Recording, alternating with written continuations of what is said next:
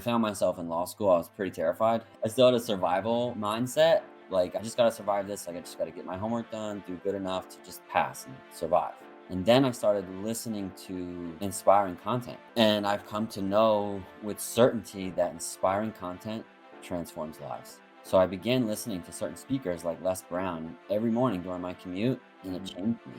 It completely changed me. I started to believe in myself. I started to see new possibilities. One of those possibilities was maybe I could graduate number one in the class. And I made another internal commitment. I continued to listening to inspiring content that grew me, helped me believe in myself, empowered me, and sustained my commitment and inspiration. And I ended up graduating number one in the class. And I got an amazing job in New York City practicing law.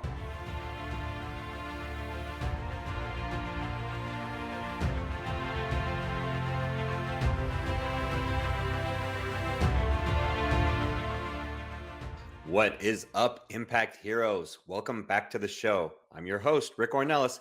Thank you for spending some time with us today because we know time's a valuable resource and we're going to make it worth your while. I appreciate each and every one of you, not just for listening, but for who you are. I know you're sparking change to make the world a better place every day, and I am humbled and grateful for your efforts. It takes all of us doing our part to spread positive change, and that's what this show is all about. Motivating you with stories of struggle, courage, and hope to empower you to make a difference in your life and the lives of others. In case you missed it, the resilience of the optimistic mindset is one that helps create that ripple effect that we talk about on this program so often. Because not only do optimists live better lives, but their positivity influences the people around them. Social support networks thrive, relationships are more joyful, and communities become stronger when optimism is at the core. So if you think that you're not super optimistic, available everywhere you listen to your podcasts. Welcome back, Impact Heroes. Today we have the pleasure of speaking to our latest iSpark Change social impact hero, and he is a special one indeed. Our guest today inspires love, wisdom, encouragement to everyone he encounters. He wants you to feel fully seen, deeply moved, and blown away by the miracles that you can create together. His love, listening, and guidance have allowed others to release and let go of their limiting beliefs to rebuild themselves as they were meant to be. He's turned his own personal tragedy into triumph to allow him to step into the path of healing and service. His coaching fuses together spirituality, neuroscience, psychology, and ontology to serve others deeply and profoundly. He's worked with everyone from international athletic champions to multi-millionaire entrepreneurs, best-selling authors, and even Secret Service agents, to name a few. He's received high praise from others, including helping them recreate themselves to be confident, resilient, loving, powerful, and prosperous, and helping another let the love, wisdom, and power of God to pour through him in abundance. Amazing, amazing. Please welcome driven, engaging, and passionate father, husband, coach, lawyer, entrepreneur, and tap dancer, the incredible Steven Sonato. Steven, welcome to the iSpark Change podcast. Thank you so much, Rick. I appreciate you. I appreciate the introduction. I appreciate the time you spent preparing that introduction. That means a lot to me. Thank you so much. Well, you're very welcome. I take pride in preparing those, and putting yours together was easy because there was so much content to include in there that I wasn't struggling to add anything there, and I actually had to edit it down because I'm like, wow, there's just too much. I could go on for probably 10 minutes. So. Yeah, definitely a lot there. So I'm excited to chat with you, Steven. I'm excited to dive into this episode because you are someone that we consider a social impact hero. You're someone that spreads positive change in the world. You're someone that whose actions have a positive effect on others and humanity. And by our definition, is a hero. So the first question I have for you is the same one I have for all our guests. And it is, we see you as a hero. Do you see yourself as a hero? Good, powerful first question. To be honest, I never really saw myself through that perspective as a hero. I do my best to be the presence of love and service wherever I am. If that meets the definition of hero, then I guess I'm a hero. Yeah, and by our definition, yes. So by our definition, yes. I know a lot of Sometimes people struggle with that question because there's, some comic book sense of the word out there, and thinking they having to leap tall buildings and, and save lives every day. And for us at iSpark Change, what became one of the reasons why I created iSpark Change is that we believe that everyone has the ability to be a hero every day, to change the world every day, to positively impact humanity on a daily basis through our actions. And, some do it more than others. Obviously, some are able to impact others in a positive way, as you have. And we want to amplify their stories and share their stories, because without a platform like ours or others, people may not know who they are. People may not find out about them. And I know that you have a following on social media and people that know about you. For those of you that don't, you weren't always on this path, right? Doing the work that you're doing. So what is the origin story for you, Steven, of how you begun doing the heroic work that you are doing today? Well, I'd say some of the seeds were planted growing up. My mom's very spiritual. She enrolled me in classes about ontology, which is the study of being, when I was 21, which is 18 years ago. So I was exposed to some deep wisdom and some deep work at an early age, although a lot of it didn't really land or connect with me because I just didn't have the consciousness to receive it. And I was beginning my own journey, unfortunately, through alcoholism and drug addiction and depression and some of the very dark times in my life. And I'd say the most powerful awakening happened in 2011 in the form of a car crash while intoxicated. And that was the culmination of a lot of decisions that didn't serve my highest good up until that point. Although I guess one could make the argument that was all ordained and meant to be. So there's good even in that. I love the idea that everything is from God, is good, has been written in the stars since we were born, and is here to help us heal and grow into the people we're meant to be. And there's also really cool ideas. So a lot of the world, especially the psychology world, says we become addicted, depressed, etc., because of the traumas we had in the past. There's deeper spiritual wisdom that I resonate with that says our souls actually came to earth because we're meant to heal that. And what we went through actually awakened and gave us the chance to heal addiction, alcoholism, depression, fear of rejection, fear of abandonment, loneliness, feeling unworthy, all these things. So with that perspective, we can look back at our trauma and the people who participated in our trauma and say, thank you. Thank you for creating the circumstances that awakened what I needed to heal within my soul during this lifetime. And that car accident was the culmination of a lot, maybe from past lifetimes, who knows? But when I woke up that next morning after the car accident, the old tools I used to numb my emotions for instant gratification, like alcohol, like drugs, didn't work. And I was completely lost, empty, lifeless, crying, a mess, didn't know what to do, felt humiliated, felt full of shame. I didn't want to go outside. I remember having to go to work and I just with my head down, and it was a lot for me. I'm a sensitive soul too. So I feel pretty deeply. And if you like, I can keep going if that's okay. Yeah, sure. Please. No, please. Okay. It's all important. Okay. So I remember forcing myself to go to work, and a couple of days after that car accident, I was living with my grandmother at the time, and I have an older brother named Nick. He's about 2 years older than me, and God spoke through him.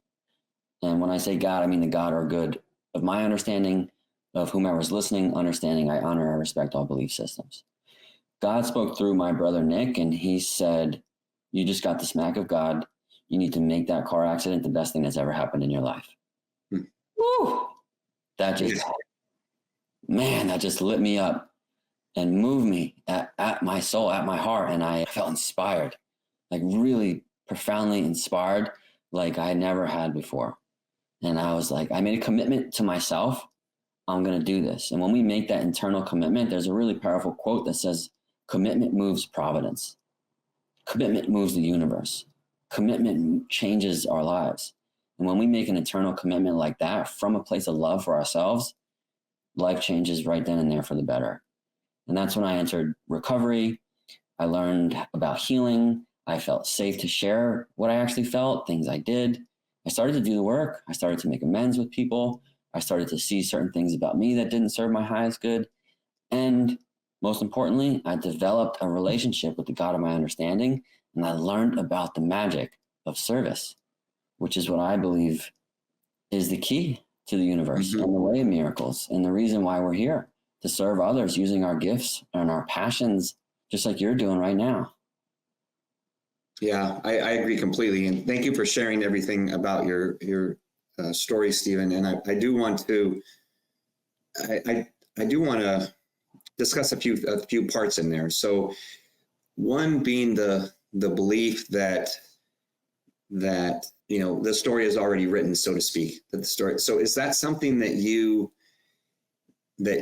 always believed, or that you came to that realization, or you came to that belief or understanding after your car accident, or in that period of reflection afterwards?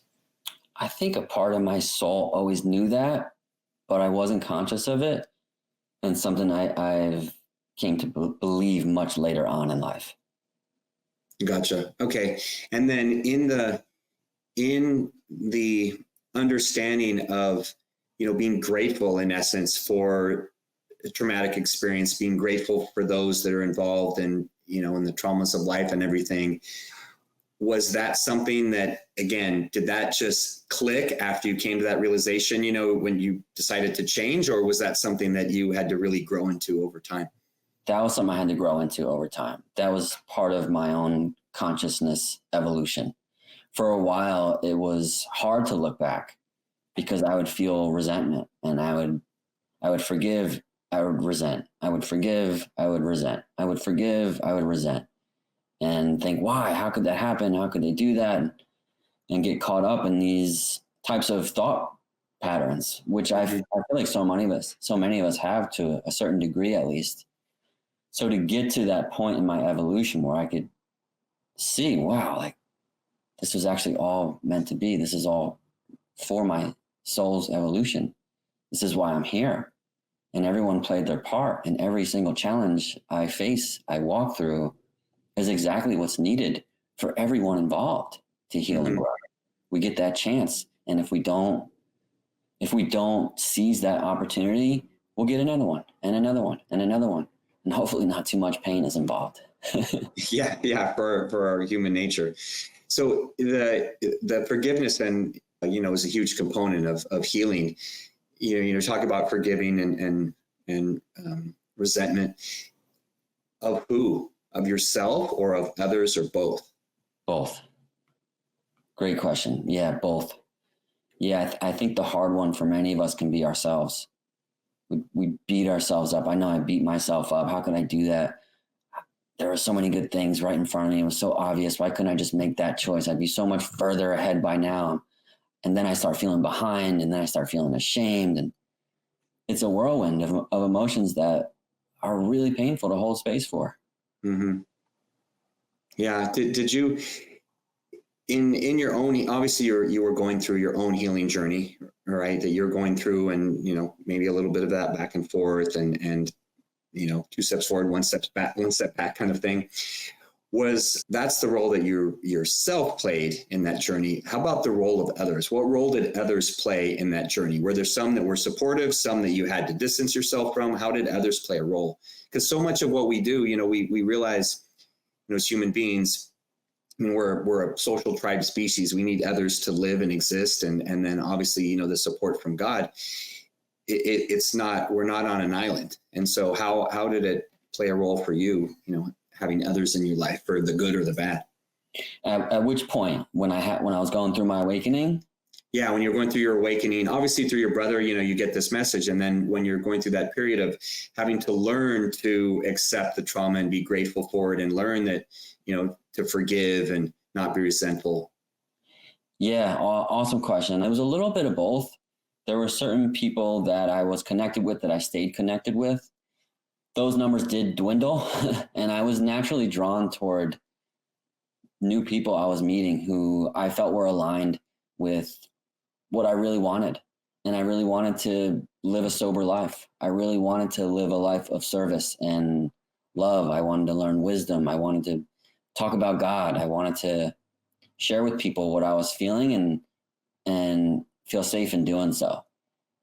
And sometimes that's hard because for a number of reasons. But I was naturally drawn to a more spiritual community. And I think having a spiritual community like yours is so important, and so powerful. I remember, so after I got sober and I went back to school and I went back to law school and I made friends with a judge, and he invited me out to breakfast one morning and he's asking me what motivates me. And I hadn't actually even thought about it until he asked me. And I said, when I work as hard as I can possibly work, I think about others in recovery. I think about people who felt like I felt, who felt hopeless, who are struggling, who are suffering. And I want to inspire. I want to be a light. And that gives me so much energy. So to answer the question, yeah, I was drawn toward a new community, a more spiritual community. And it gave me so much love, so much energy, helped me heal, supported me, encouraged me. And I could also love, support, and be of service to them as well. Yeah, it's super important to find the right people that are going to, it's as you grow, right? Either people grow with you or you end up outgrowing certain individuals, and you find different people that are going to fit with where you're at. How about your family? I talked about you being a husband and a father and everything. How about your family? What role did they play in that process, and how did it really affect them? It was definitely a surprise to, I think, some family members that I was changing completely and turning over a new leaf and going the sober route. And it was a mix. It was a mix. I don't want to go too deep into it out of respect for their privacy, but I got this. I'll say it like this. I got the support I needed and the lessons I needed to be who I'm destined to be. Yeah. And in the end, that's really all you can ask for, really, from another person, if they're going to be a part of your life. Yes. Yeah. So you're going through that, you're coming out in the other side. How did it become, obviously you had this theme, okay, service is what's most important. And yes, I agree with you completely there. I mean, that's part of my life's purpose. So how did it become what you do today? How did it become, the coaching that you do today and working with other individuals and helping them to have these, big breakthroughs and life changes and some of the things I talked about in the intro? Yes. Well, something completely miraculous happened to me after I went back to school. I was not the greatest at reading and writing. Those were my weakest subjects. So when I found myself in law school, I was pretty terrified, and I still had a survival mindset. Like I just got to survive this. Like I just got to get my homework done, do good enough to just pass and survive. And then I started listening to inspiring content. And I've come to know with certainty that inspiring content transforms lives. So I began listening to certain speakers like Les Brown every morning during my commute, and it changed me. It completely changed me. I started to believe in myself.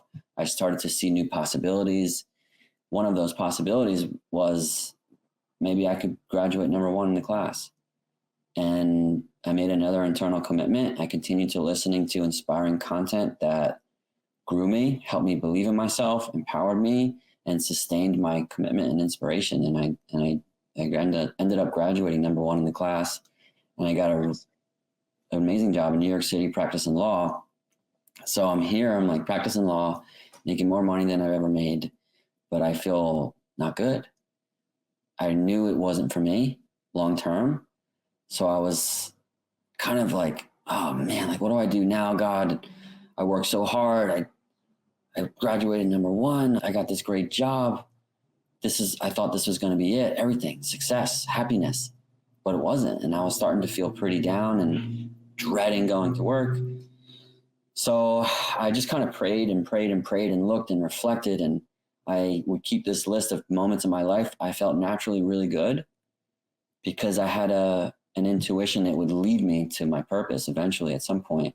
So I'm in this state of not knowing what to do. I'm seeing maybe I can apply my legal license in another way, dead end after dead end, until one night I receive a text message from my friend Mark. And I hadn't talked to him in a long time. He didn't even know what I was internally battling. Just sends me this really nice message saying that you're one of the most blessed people in my life. I'll never forget that car ride. It like changed my life, something to that effect. And to provide a little context, he and I were on a car ride one time, and I was sharing with him some of the videos that were inspiring me and moving me. And we're both in the car, like crying. He went through his own struggles and tough childhood, and it was a really powerful ride. And we became brothers, and he felt the inspiration that I felt. And he does amazing things. He's in a Landmark in Vermont, head of diversity and inclusion now, like making a huge difference in his community. And when he sent me that message, it was like, oh man, I was just like moved to tears again. And I'm like, this is it. This is it. This is what I got to do. I don't know what it actually looks like professionally, but I want to use everything I know, everything I've learned, my experience, which I believe is the greatest teacher of wisdom, to help people, serve people, lift them up, encourage them. So that was like momentous part of my journey. And then eventually I learned about coaching, and I made the transition. There's a little bit more to that story. I don't know if you want me to go any deeper into that transition. I'm happy to, if you'd like. Yeah, well, but I do want you to go into that transition part, because I think it is important for, we have a lot of individuals that are, they're in that period of transition. So they're in that period of trying to figure it out and learn, where they should go or what they should do or what the future is going to look for them. And a big part of being in that transition, I know for myself and many others that, I've coached or have spoken to, is being open, being aware of what's going on, and looking for the signs essentially as you're on that journey that are going to point you in the right direction, like the text message from Mark. So what did that transition look like? What were the signs, that pointed you in the right direction? Yeah. So first, if anyone is in that transition or doesn't know what they should be doing or would love to do, as long as we have that desire and pray, the answer will be revealed, and God will tell you exactly what you're supposed to be doing. So don't worry, just connect to the desire, pray, and take some sort of actions to explore different possibilities. The answer inevitably will be revealed.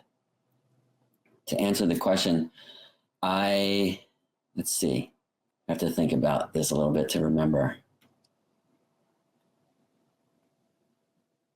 Okay, so I was exploring different possibilities, and I watched, I honestly don't really remember. My best guess is that it was a Tony Robbins documentary. That's like something about I'm not your guru, I think. And that's when I was like, wow, coaching. I've never heard of that. I thought maybe it was going to be some sort of small consulting company. And then I was very intrigued by this idea of coaching. So I signed up for one of his Unleash the Power seminars in San Jose, California in 2018. And I got back fired up and thinking, you know what, I'm going to work as a lawyer for one more year. I'm going to save up as much money as I can. And then I'm going to jump. I'm going to take a leap of faith and start my own business. I had this idea of combining all my passions, and coaching would be one part of it. Fast forward, I think 2 months, and I was like, I'm out. I couldn't do it anymore. I was in my office one day, just sitting there like this, had no plan to leave whatsoever, and I just like felt moved out of my seat, walked down the hallway, sit down with the staffing director and said, I'm putting in my 2 weeks. And she was like, what? Why? You're making a lot of money. You're doing so great. Everyone loves you. And I thanked her and appreciated her. And I told her that fulfillment is my number one priority now. It's not money.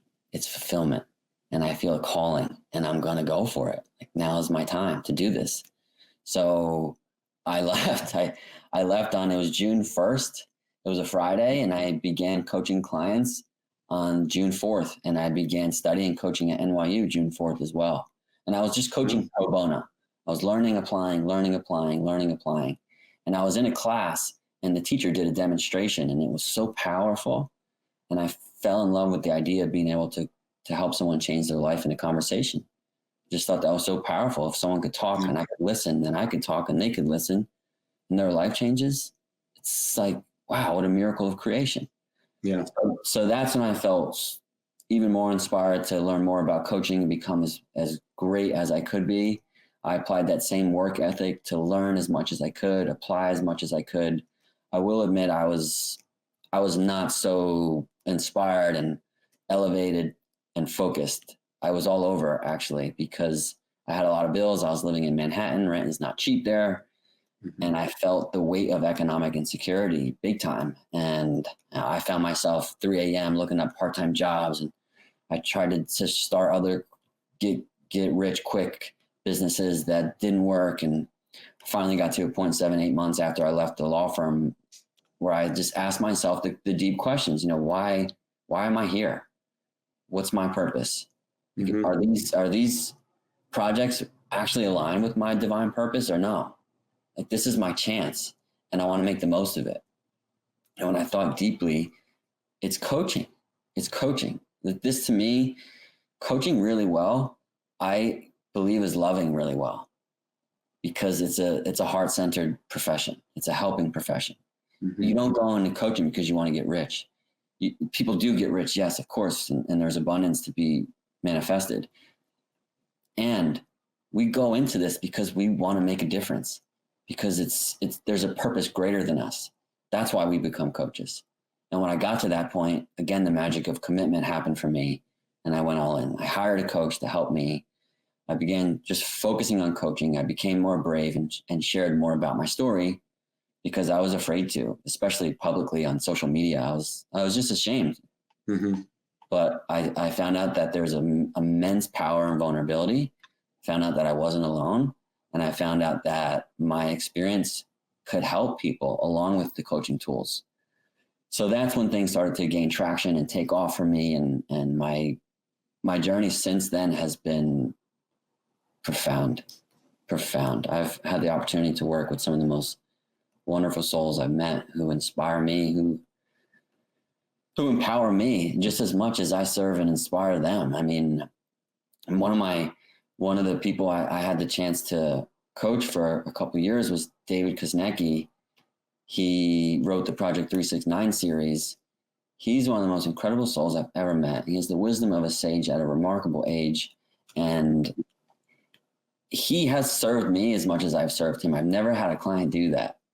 So I've had the opportunity to meet, develop relationships, true bonds. So, I mean, I look back and thank God for those traumas, those tragedies, because without them, I wouldn't have the wisdom I have. I wouldn't have the experience I have, and I wouldn't be able to coach from that place of actual experience, actual transformation. That, to me, is the greatest gift of those past pains. Yeah, it's really putting everything together for the benefit of others and service. So how would you define your purpose then? You talk about purpose a lot. How would you define it? Is it service? Is it something else? How would you define your purpose? Yeah, it's definitely service. I feel my purpose is to share love, wisdom, and encouragement with as many people as I can. Yeah, I love it. That's fantastic. And at the heart of that is service, as you said. Yeah. So that's great. Well, thank you for sharing everything, because you've truly embodied social impact hero. It's an acronym. So if you didn't know, honors their purpose, engages their audience in their mission, ripples their message to spread positive change, and then opens their heart to the world. So you've clearly done all of those just in this podcast alone. So you're definitely that. Well, before we get to our final question, one thing we talk about here on the iSpark Change podcast are spark moments. And these are moments that we've coined that term spark moments as these are times where our actions or the actions of another have a ripple effect that goes far beyond the initial act. So it's just that one, like your brother having that conversation with you, that could be a spark moment. So share an example of a spark moment where either you've impacted someone else and maybe you've seen that ripple effect, post the spark moment, or where someone's impacted you and you didn't really realize it at the time, but then you saw much later that it was a spark moment. I love that term. Spark moment. I will play one for you. So to paint the picture, I was in the middle of my transition from lawyer to coach. I was emotionally all over the place. I was in a moment of complete fear, doubting myself, doubting my decisions, doubting my path. And I received a message from a dear friend, Kenny, who I met in the rooms of recovery. And here it is.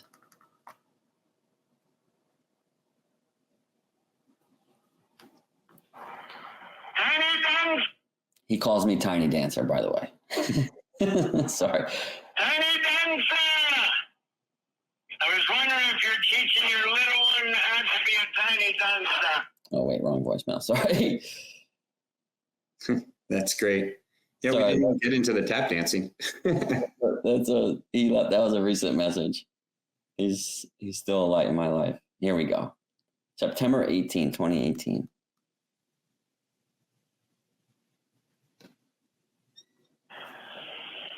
You, my brother. And I was just driving along thinking about you.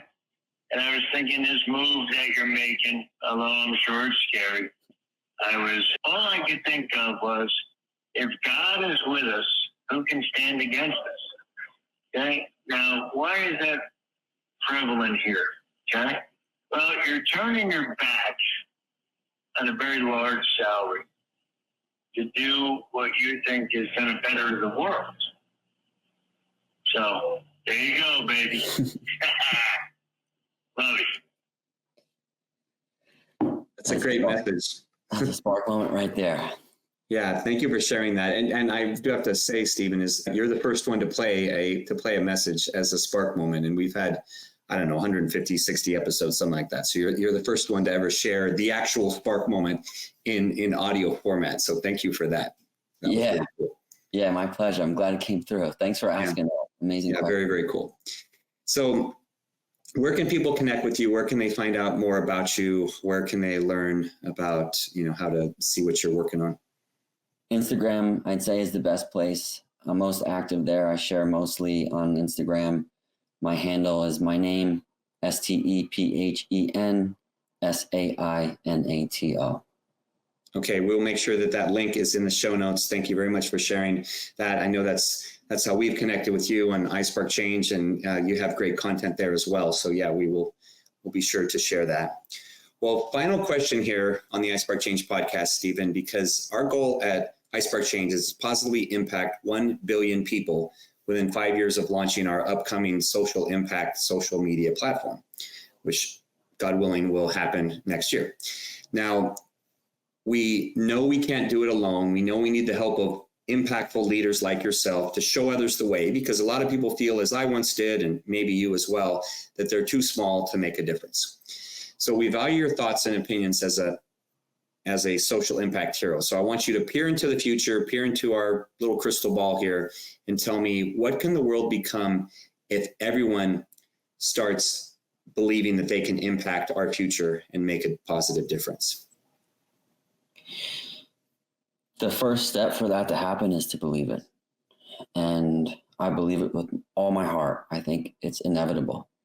And if anyone listening resonates with anything we're saying, even just our energy, then you're part of the awakening and you're part of the evolution, and you're one of the leaders of light to help us reach that place.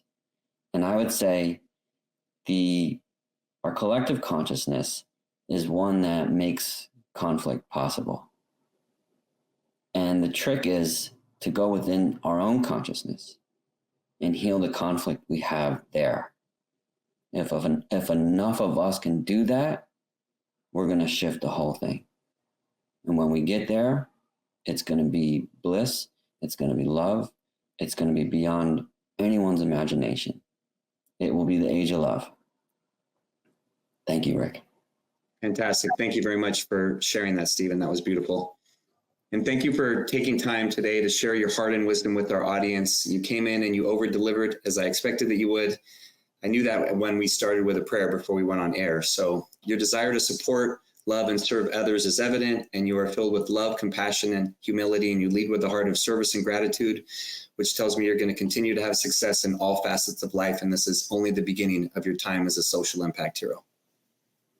Received with great gratitude and accepted. Thank you so much, Rick. I appreciate every word. Yeah, my pleasure. All right, Impact Heroes, it's our stories that connect us all, and we loved hearing Steven's today. Steven Sonato, you're not only an inspiring and amazing human being, you truly are an iSpark Change social impact hero. We'll see you all next time. Do you want Rick to speak at your event? Here's what others have to say. Did not know his story, and it was so inspirational, and his presence on stage, his authenticity was just incredible. Performance made me feel some type of way. My name is Craig Siegel. If you're looking for a speaker for your next event, hire Rick. I promise you this, you will not be disappointed. Visit rickcornelis.com to book him today.